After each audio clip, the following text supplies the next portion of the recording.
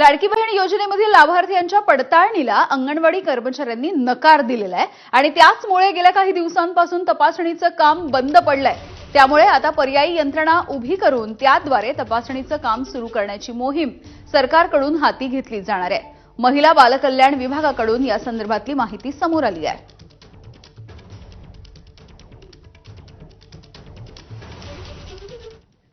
राज्य सरकारच्या तपासणीमध्ये लाडकी बहीण योजनेमधल्या अपात्र आढळलेल्या महिला लाभार्थ्यांना फक्त योजनेमधून बाहेर काढलं जाईल।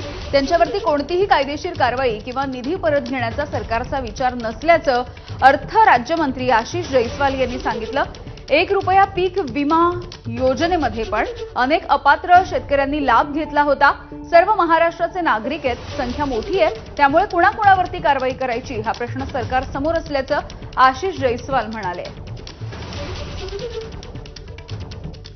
लोकांनी देखील याचा विचार करायला पाहिजे की एखादी योजना जेव्हा समजा अनुसूचित जाती किंवा जमाती घटकासाठी असेल तर अनुसूचित जाती जमातीच्या घटकाने त्याचाच लाभ घेतला पाहिजे, परंतु दुर्दैवाने असं होत नाही।